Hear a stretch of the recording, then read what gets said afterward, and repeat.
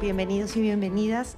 Muchas gracias a los organizadores por la invitación y quiero ofrecer una mirada desde otra perspectiva que es de tipo cultural, dado que soy antropóloga y me he dado cuenta que estamos muy hacia lo jurídico en este evento. Bueno, mi ponencia se denomina Feminidades productivas, reformas agrarias y restitución de tierras.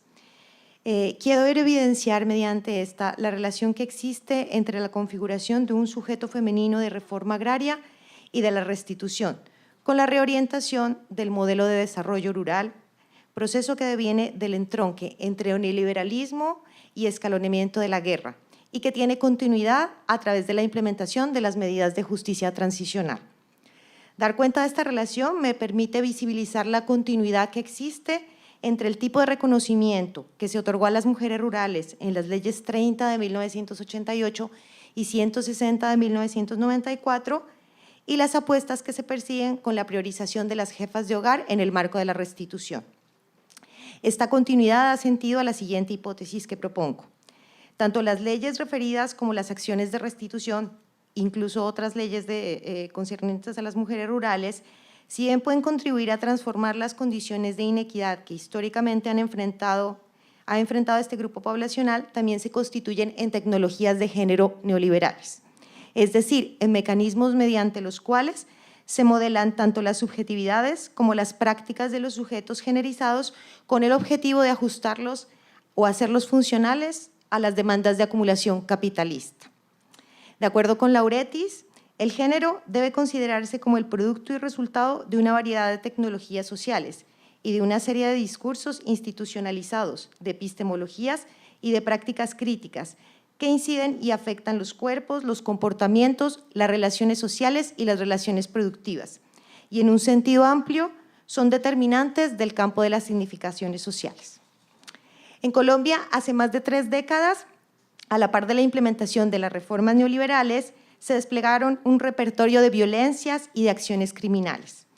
La confluencia de estos dos procesos tuvo como resultado la configuración de una nueva espacialidad capitalista rural. Esta se caracteriza por la transformación de las relaciones de propiedad, la resignificación de la tierra como fuente de valorización capitalista, la promoción de megaproyectos infraestructurales y energéticos y de un nuevo tipo de agricultura de plantación. Y es en este contexto que se da el reconocimiento de las mujeres rurales como sujetos de reforma agraria. Si bien con la formulación de las leyes 30 del 88 y 160 del 94 se quiso garantizar el acceso de las mujeres a la tierra, su empoderamiento y su integración a la productividad nacional, estas se establecen como estrategias encaminadas a la reorientación del modelo de desarrollo rural, el que en décadas pasadas tenía como uno de sus fundamentos el apoyo a la economía campesina. León y Dir señalan que tanto la Ley 30 como la 160 tuvieron como propósito explícito, o tienen como, la 160 que sigue vigente, tiene como propósito explícito organizar el mercado de tierras, a fin de dar paso a un sector agrícola más competitivo, que pueda participar con éxito en los mercados internacionales. En este contexto, la intervención del Estado como regulador del acceso a la tierra se concibe como una medida temporal que sirve de guía para la transición al funcionamiento libre del mercado de insumos de créditos y de productos. El reconocimiento de las mujeres rurales otorgado a través de estas leyes no puede entenderse si no se consideran algunos antecedentes. Durante las décadas de los 80 y de los 90 es que Colombia, como en otros países de la región, se trazan e implementan una serie de estrategias, políticas, leyes, programas, rediseño institucional, etcétera, que tienen como objetivo el reconocer y potenciar a las mujeres rurales como productoras. Y es desde aquí que empezamos a concebir a la mujer rural como una pequeña productora. Antes no se concebía de tal manera. En este contexto se formulan las políticas para la mujer campesina del 84 y la del 94. En el marco de estas, se promovió el acceso a créditos, la conformación de cooperativas de productoras y su vinculación a canales de comercialización y mercadeo, el acceso a asistencia técnica y a la oferta de tecnologías para hacer eficiente la producción. Y además se intensificaron las acciones de tipo social con la idea de desarrollar un contexto más favorable y equitativo para las mujeres, tanto en el plano comunitario como familiar y productivo. Si bien en el marco de la política para las mujeres campesinas del 84 no se consideraba el impulso a procesos organizativos como objetivo principal, en esta se explicitó la necesidad de fomentar la participación de las mujeres, dado que, como plantea Villarreal, el logro de los objetivos previstos no podía ser sin la existencia de una fuerza coherente que promoviera y presionara por su cumplimiento. En este contexto es que emerge la Asociación Nacional de Mujeres Campesinas e Indígenas de Colombia. Surge en 1984 con el apoyo de UNIFEM y el Ministerio de Agricultura, y de ahí en adelante se va a constituir en uno de los sujetos más importantes de negociación de las leyes de reforma agraria y de las leyes que tienen que ver con mujer rural y las políticas. A través del apoyo estatal y de alianzas establecidas con femócratas defino a femócratas a las mujeres que hicieron parte del Estado, que hacen parte del Estado con sensibles al género y que viabilizan la incorporación del enfoque de género en las políticas. Esta asociación adquirió paulatinamente una serie de capacidades para articularse a los espacios de negociación de las leyes de reforma agraria. En este contexto, la asociación hizo parte de la Subcomisión Agraria, instancia que, si bien fue constituida en el gobierno de Betancur, cobró relevancia para la concertación de la Ley 30 del 88 en el gobierno de Barco.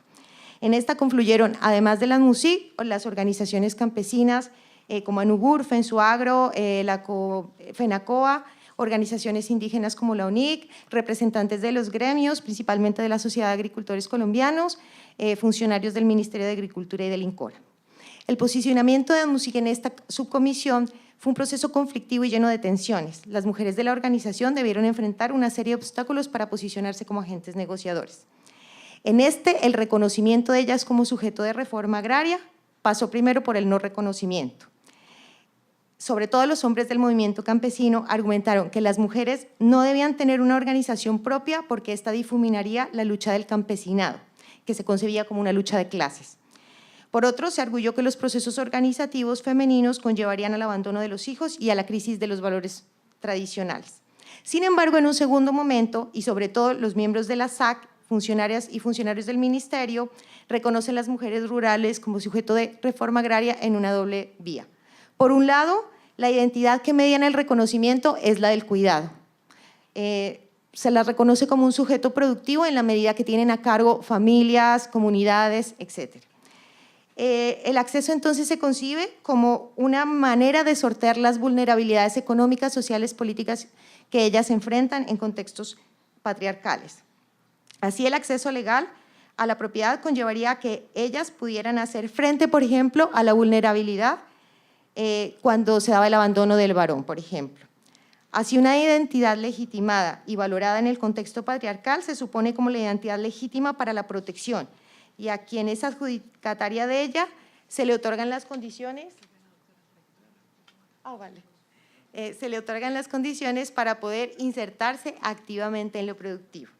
Con respecto a la segunda dimensión, dado que mediante esta ley se pretendían viabilizar los proyectos del Programa de Desarrollo Rural Integrado, el acceso a la tierra se ubica como una condición para que ellas se configuren como pequeñas productoras.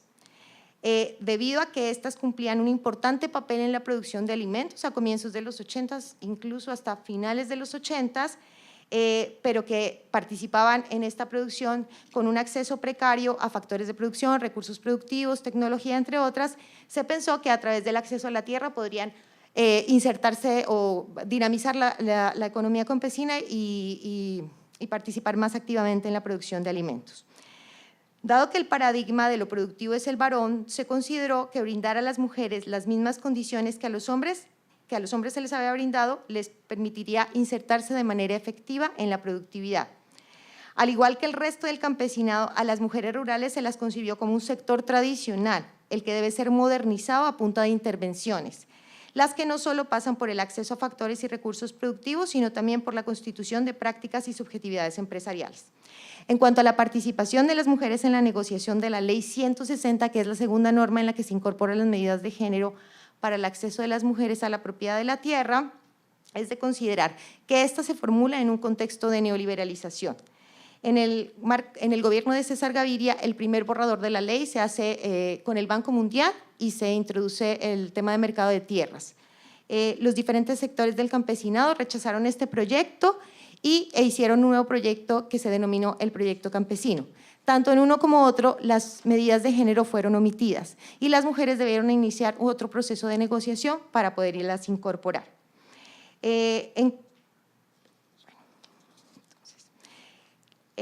¿Cómo fueron reconocidas las mujeres en este marco normativo? Dada la tendencia política del gobierno, la que estaba enfocada a avanzar en la apertura económica y la reconversión del agro, el derecho de las mujeres a la tierra no se concibió como tal, sino como una medida de política social, es decir, para sortear en parte los efectos que estaban teniendo la implementación de políticas neoliberales. Por un lado, persiste la idea sobre que la vulnerabilidad de las mujeres implica la vulnerabilidad de sus familias y, por ende, priorizar el acceso a la tierra implica bajar los niveles de vulnerabilidad. La inclusión de las mujeres en esta ley es ambivalente, dado que, por un lado, se afirma la maternidad como el rol más importante desempeñado por ellas, el papel de la crianza de los hijos como la tarea más efectiva y el de consumidoras y usuarias de recursos. Y, por otro, mediante el enfoque de eficiencia y productividad, se quiere potenciar la labor de las mujeres dentro de las economías rurales. Frente a los resultados de la puesta en marcha de esta ley, es clave considerar varios aspectos. León y Dir señalan que si bien mediante la implementación de la norma se incrementó el acceso de las mujeres a la tierra a través del subsidio y la titulación conjunta, este acceso siguió siendo marginal. Tan solo el 19% de la totalidad de los sujetos de mujeres fueron beneficiadas por el subsidio. El deterioro de la guerra tuvo efectos sobre el acceso. Estos deben considerarse en dos niveles. Por un lado, quienes tuvieron la posibilidad de acceder fueron víctimas de despojo o tuvieron que abandonar la tierra. Por otro lado, las dinámicas del conflicto condicionaron, por ejemplo, la solicitud del subsidio de reforma agraria. Al respecto, Mirtin señala, los actores armados y no armados usaban los órdenes de género de la sociedad campesina a su favor, aprovechando la vulnerabilidad de las mujeres o ampliando sus repertorios de violencia hacia ellas. Las desalojaron de sus tierras o afianzaron un orden masculino de la tenencia. Frente al despojo de tierras, Guzmán y Chaparro plantean que este fenómeno se inscribe en un contexto previo y general que la sitúa en condiciones de desventaja inicial, pues deben enfrentar cotidianamente múltiples formas de discriminación, exclusión y violencia, que se manifiestan en todos los ámbitos de su vida y que se concretan, entre otros aspectos, en la imposibilidad de gozar efectiva y plenamente de sus derechos por el solo hecho de ser mujeres. Bajo esta lógica, la ley de víctimas busca resolver los particulares efectos del despojo en las mujeres y además socavar la persistente brecha de género en el acceso, la que no pudo ser resuelta con las anteriores medidas. Sin embargo, las medidas de restitución, por cómo están funcionando, a mi modo de ver, no van a solventar los problemas que históricamente las mujeres han enfrentado para ejercer su derecho a la tierra. En primer lugar, porque, y de acuerdo con Sharp, las medidas de justicia transicional, entre estas las reparaciones, están encaminadas a la producción de las condiciones para continuar con la reorganización de los territorios rurales del país y de sus procesos, es decir, para la inserción definitiva del campo colombiano en el circuito capitalista nacional y transnacional. Por otro, porque el reconocimiento de las mujeres como sujetos de restitución continúa operando bajo la lógica que operó en el marco de las leyes de tierras, es decir, como un mecanismo de ratificación de los roles tradicionales de género y como un dispositivo para la producción de feminidades productivas funcionales a la recomposición del patrón de acumulación capitalista. Con respecto al primero, Mertens anota que el nuevo discurso de equidad de género en la restitución de tierras se enfrenta todavía a viejos imaginarios y prácticas sociales discriminatorias.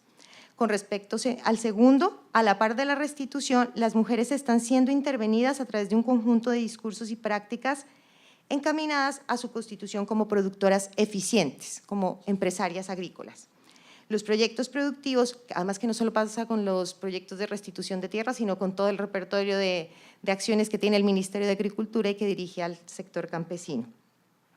Ellas, como víctimas, están teniendo prelación para el acceso a información financiera, tecnología y de mercadeo, capacitaciones en desarrollo empresarial y procesos asociativos, acceso a servicios de desarrollo empresarial, financiero y no financieros, a medidas para su ingreso al mercado y para el encadenamiento productivo. La finalidad, como plantea el Ministerio de Agricultura, es dar a solución a sus problemas socioempresariales, porque sus problemas de baja capacidad de acceso a los recursos productivos ya son vistos como problemas socioempresariales, para que sean gestoras de cambio y de la mejora y conservación de los recursos productivos, asociativos y naturales. Entonces, por ejemplo, con esto se ve como ya no solo el cuidado es de la propia familia, sino que se extiende a la comunidad. Entonces ahora son gestoras de cambio y se está no solo botando la pelota de la pobreza a las mujeres, de la pobreza de las familias, sino también de los problemas comunitarios.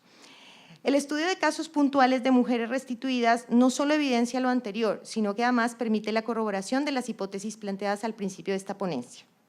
En estos procesos, que son muy pocos todavía, ellas continúan situándose como un sujeto de intervención en la medida en que encarnan una identidad ligada al cuidado. En este sentido, persiste la visión institucional sobre que ellas son las principales responsables del bienestar de la familia.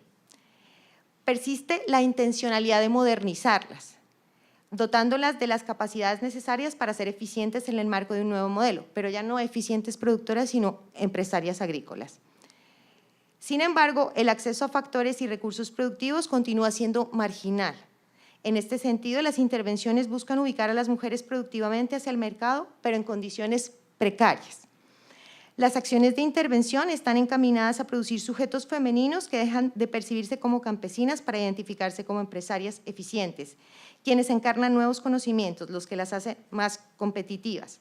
Sin embargo, todas estas nuevas características opacan el que se han constituido como trabajadoras precarizadas y como sujetos a quienes les es cooptado su trabajo productivo y reproductivo, procesos que están en la base de la acumulación capitalista en ciertos sectores. Sobre todo, por ejemplo, de estas producciones especializadas como los cafés especiales, el cacao, las flores, etcétera, marcos en los que se las está vinculando. En este sentido, este modelamiento no se desarrolla con el único fin de volver a las mujeres más productivas, sino que busca optimizar el trabajo femenino para hacer más rentable la producción. Es el caso del café especial, donde se están vinculando activamente a las mujeres restituidas y se las vincula precariamente, meten un montón de horas de trabajo y hacen más eficiente la producción. Y la ganancia queda en las multinacionales. En este sentido, los procesos de restitución de tierras están funcionando también como tecnologías de género neoliberales, aspecto que profundiza las condiciones de inequidad que enfrentan las mujeres, pero además en la actualidad posibilita mayores procesos de explotación de estas mujeres. Mertens considera que en un contexto de fuerte competitividad y libre mercado de tierras, la autonomía de las mujeres restituidas se convierte en vulnerabilidad ante las presiones de nuevos actores armados y también del gran capital. Gracias.